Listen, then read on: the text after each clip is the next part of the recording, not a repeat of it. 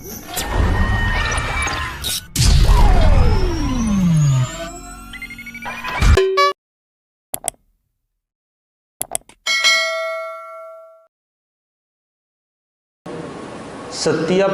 pekerjaan yang ditekuni oleh setiap manusia hakikatnya membentuk karakter. Maka dalam sebuah pepatah Arab mengatakan ahlul jibal kal jibal. Orang yang tinggal di gunung maka karakternya mirip gunung. Orang yang tinggal di pesisir pantai karena tantangan cari rezekinya itu laut yang selalu menghadapi ombak dan kematian, maka rata-rata orang yang tinggal di pesisir pantai biasanya lebih pemberani daripada yang tidak di pesisir. Biasanya petani itu lebih sabar daripada orang yang memiliki profesi yang lain. Karena apa?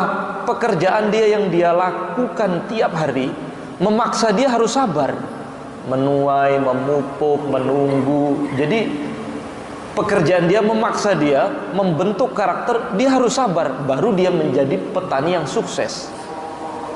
Seorang pedagang ini perhitungan spekulasinya tinggi sekali. Untung ruginya ketat. Kalau enggak, rugi dia.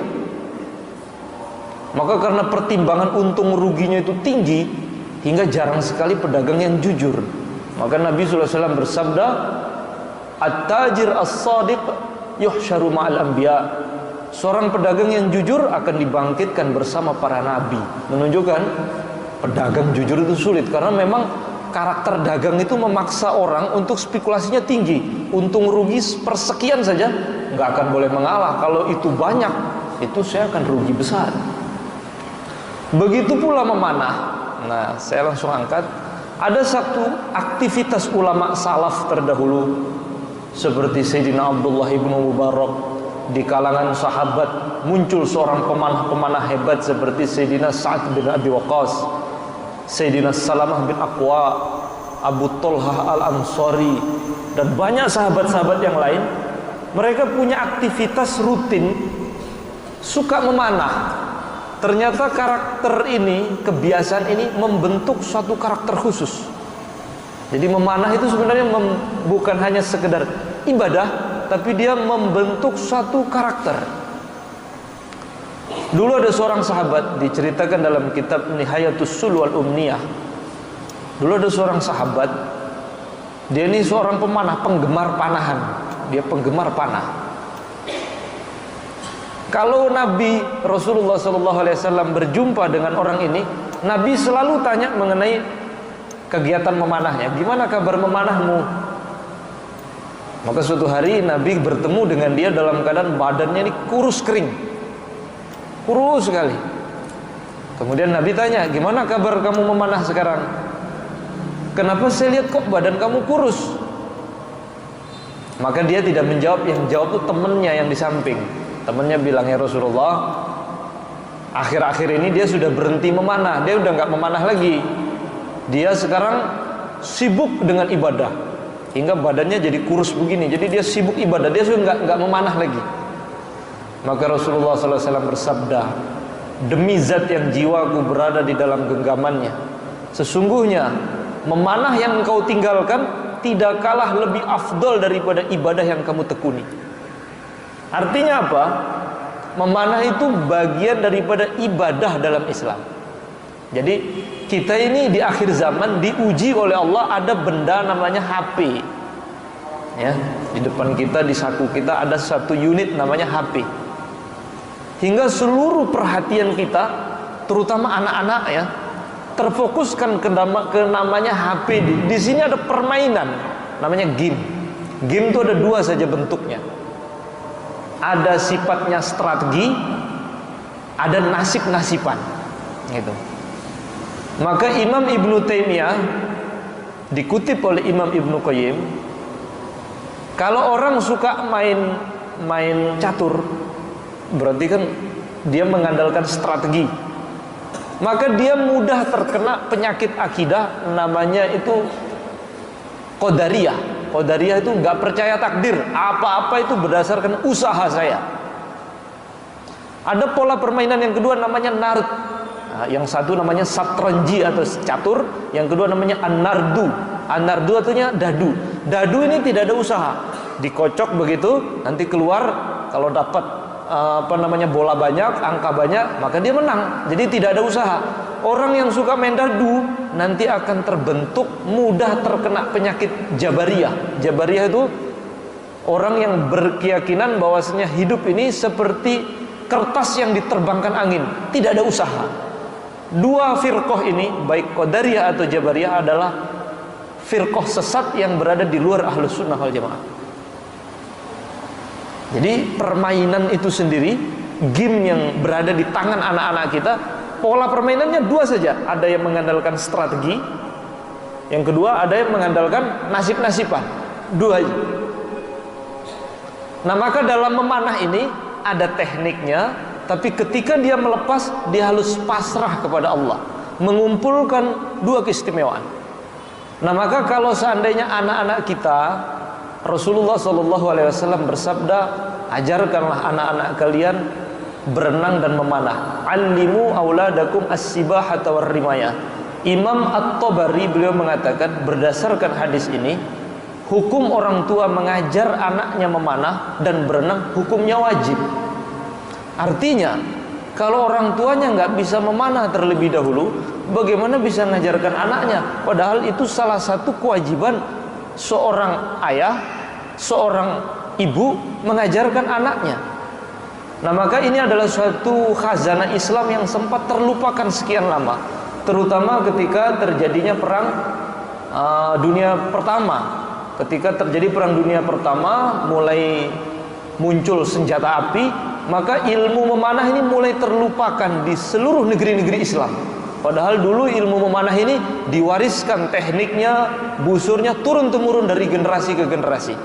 Nah, sekarang wallahu ta'ala alam, apakah dunia ini sudah sangat tua atau ada sesuatu yang lebih besar untuk menyambut kehadiran Imam Mahdi akan datang, hingga sekarang ini ilmu memanah sudah mulai tumbuh pesat di daerah, khususnya di negeri kita, Indonesia, di Turki, di Malaysia, di mana-mana. Nah, ini marilah kita sama-sama bangkit kembali untuk menghidupkan syiar ini. Ini kalau kita tidak mengarahkan anak-anak kita, anak-anak muda untuk kembali kepada olahraga yang arahnya sunnah dan yang positif ini, maka nanti habis umurnya ke HP nanti.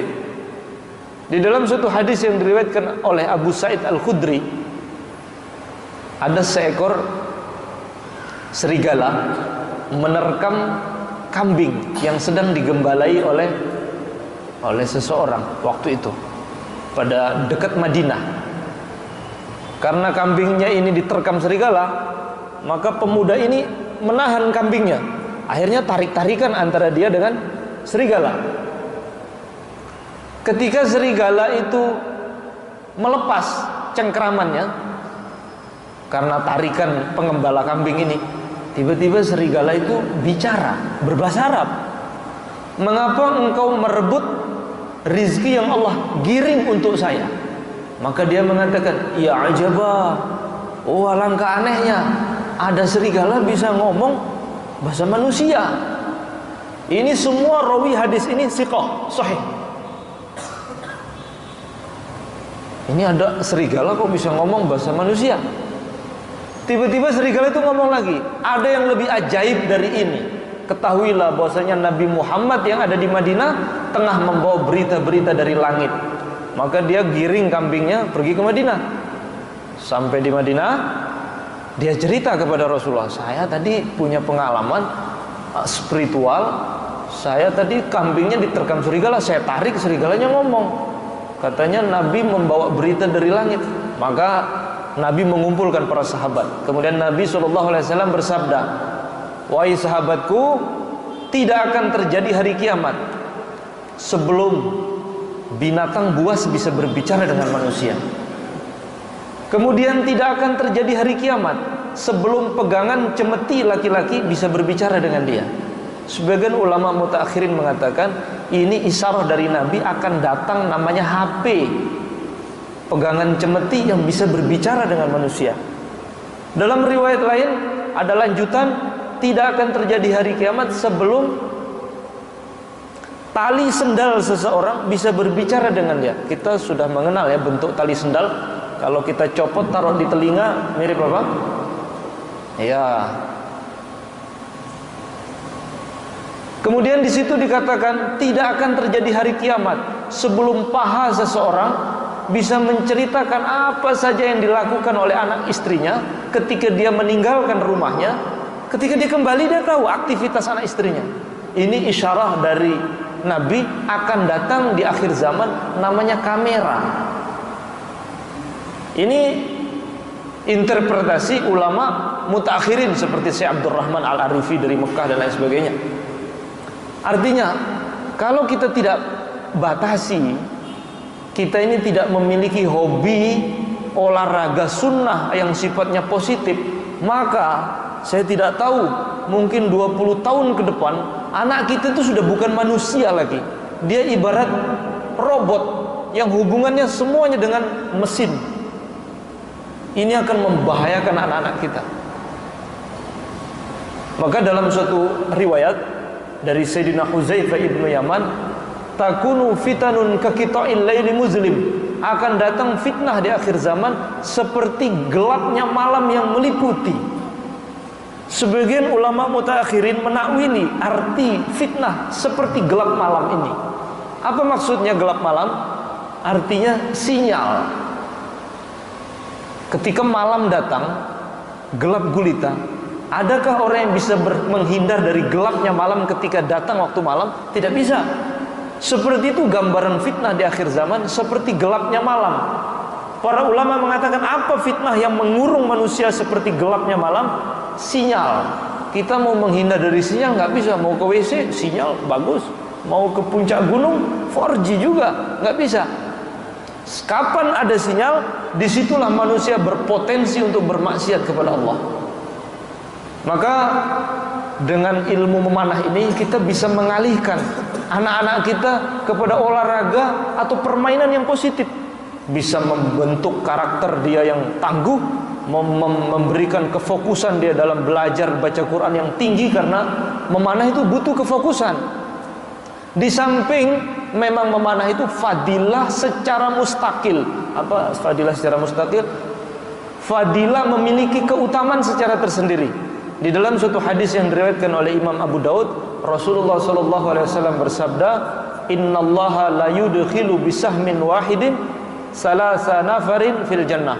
Allah Subhanahu wa taala memasukkan dengan sebab satu buah anak panah 3 orang yang terkait masuk ke dalam surga. Ada 3 orang terkait sebab satu anak panah masuk ke dalam surga. Siapa? Pertama, sani'uhu, orang yang membuat anak panah. Jadi yang membuat anak panah itu sendiri Allah Subhanahu wa taala jamin dia masuk surga. Tapi di situ ada tanda kutip, alladzi yahtasibu fi sun'atihi alkhair. Orang yang membuat anak panah dengan tujuan kebaikan. Apa kebaikan yang dimaksud? Mencari pahala untuk i'dad, jihad dan lain-lain sebagainya. Yang kedua, warrami bihi, yang masuk surga beli anak panah, dia bukan membuat, beli kemudian ditembakkan. Bagi yang menembakkan juga masuk surga. Yang ketiga, wa munbiluhu, munbil itu ada 2 artinya. Sebagian ulama mengatakan orang yang menyerahkan anak panah untuk ditembakkan. Yang kedua, ada orang yang nyabut dari target. Jadi yang tukang cabut dari sasaran itu juga termasuk munbil, 3 orang terkait dengan satu anak panah yang akan dimasukkan oleh Allah ke dalam surga. Jadi kalau sudah berbicara tentang fadilah, luas sekali dalam ilmu memanah ini, yang tidak mungkin saya bisa urai satu persatu sebagaimana yang tertulis di buku saya ini. Saya hanya mengutip yang pokok-pokok saja. Akan tetapi yang perlu kita garis bawahi tadi, memanah itu bukan hanya sekedar olahraga, akan tetapi dia ibadah. Suatu hari Rasulullah SAW melewati sekelompok sahabat yang sedang berlomba memanah. Tengah lomba memanah, ada 2 klub ini sedang lomba, Bani Aslam lomba. Maka Nabi SAW mengatakan kepada jamaah yang sedang berlomba ini, Urmu fa inna abakum kana ramiyan. Memanahlah kalian karena leluhur kalian Nabi Ismail adalah seorang pemanah. Jadi Nabi Ismail itu adalah seorang pemanah. Kemudian Nabi SAW ikut satu kelompok. Saya ikut lomba juga. Jadi Nabi ikut perlombaan, ikut ke satu kelompok, salah satu dari dua kubu tersebut. Tahu-taunya kubu yang sana nggak mau memanah. Maka Nabi mengatakan, kenapa kalian tidak lanjutkan memanah? Bagaimana mungkin kami berlomba? Lawan kami, grup itu ada engkau Rasul. Bagaimana masa lomba lawan Nabi? Kami nggak bisa. Maka Nabi mengatakan, urmu wa ana ma'akum kullukum. Memanahlah kalian ke semua, aku akan ikut serta bersama kalian semua. Ana ma'akum kullukum, aku beserta kalian semua. Itu tidak terbatasi hanya pada zaman sahabat, akan tetapi pada zaman ini juga. Siapa yang menghidupkan sunnah memanah ini juga masuk dalam sabda Nabi, aku bersama kalian semua, yaitu para pemanah. Maka di rumah Allah Subhanahu wa taala, sunnah itu kalau mati kok ada yang hidupkan, itu pahalanya lebih besar daripada sunnah yang sudah umumnya kita ketahui. Seperti sunnah berjenggot, kita sudah tahu. Oh, sunnah berjenggot, sunnah memakai baju gamis, semua kita tahu. Sunnah sholat qobliyah ba'diyah, semua kita tahu. Tapi bila ada satu sunnah yang mati, maka yang menghidupkan sunnah ini mendapat pahala khusus. Maka di dalam satu riwayat yang diriwayatkan oleh Imam Tibrizi dalam kitab Al-Mishkah Masabih, man ahya sunnati inda fasadi ummati falahu ajru syahid. Barang siapa yang menghidupkan sunnahku di kala rusaknya umatku, ketika umat ini rusak, tidak ada yang peduli dengan sunnah, tiba-tiba ada segelintir orang yang menghidupkan syiar ilmu memanah ini di tengah rusaknya umat, tidak ada yang peduli lagi dengan sunnah, maka orang ini mendapatkan pahala 1 mati syahid. Mendapatkan, menurut sebagian riwayat, mi'atu syahid, 100 mati syahid. Jadi nah ini marilah nanti remaja-remaja di sekitar masjid ini kita bangkit kembali, kita hidupkan suasana memanah. Di mana-mana orang biasa bawa HP, tapi seandainya kita ini di sekitar suasana ini, suasana pasar ini ya, orang nenteng busur begitu, mau kemana? Saya mau memanah. Itu seakan-akan kita kembali ke abad hidupnya salafus soleh pada zamannya Sayyidina Abdullah ibn Mubarak. Imam Asy-Syafi'i beliau mengatakan, kalau saya minum air zam-zam, doa saya 3, kata Imam Syafi'i. Kalau saya minum air zam-zam, doa saya 3. Pertama, saya berdoa, semoga Allah Subhanahu wa taala memberikan ketepatan tembakanku dalam memanah 100%. Dan ternyata benar, bila saya menembakkan 10 anak panah, tidak ada yang meleset satupun, kata Imam Syafi'i. Yang kedua, saya akan meminta kepada Allah, meminta ilmu.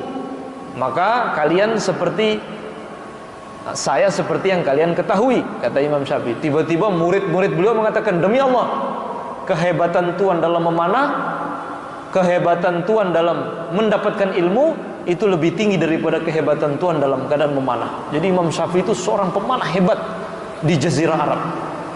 Begitu pula ulama-ulama lain, para ulama-ulama, Sayyidina Abdullah ibn Mubarak, Ibnu Asakir, Imam Suyuti, semuanya pemanah. Kenapa? Jadi ada hubungan antar kekhusyuan solat dengan memanah. Maka suatu hari ada sekelompok sahabat sedang memanah. Ternyata waktu solat sudah masuk. Maka ada seorang sahabat melapor kepada Nabi, ya Rasulullah sallallahu alaihi wasallam, waqad hadaratis solat, waktu solat telah datang, tapi ini sahabat sebagian masih ada yang memanah. Maka Rasulullah SAW bersabda, hum fis sholah, mereka yang sedang memanah itu sedang sholat. Maka Imam Ibnu Taimiyah beliau mengatakan, seandainya memanah tidak punya fadilah, keutamaan kecuali pernah Nabi samakan dengan sholat, maka sudah cukup. Maka ini punya hubungan yang kuat antara ibadah memanah ini dengan sholat, kefokusan, baca Quran dan lain-lain sebagainya. Semoga Allah Subhanahu wa taala memberikan taufik kepada kita, bimbingan kepada kita, termasuk salah satu umat Rasulullah SAW yang menghidupkan syiar ilmu memanah, sunnah yang hampir hilang ini. Semoga Allah Subhanahu Wa Taala memberikan taufik, inayah kepada kita semua, amin ya rabbal alamin. Sekian dari saya. Ini sangat terbatas sekali waktu saya. Ini asar ini saya akan di mana, masjid mana? Ya, semoga pertemuan yang singkat ini mendatangkan berkah untuk kita semua dan seluruh umat di akhir zaman ini. Subhanallah bihamdihi, subhanallah asyhadu an la ilaha illa anta astaghfiruka wa atubu ilaik. Assalamualaikum warahmatullahi wabarakatuh.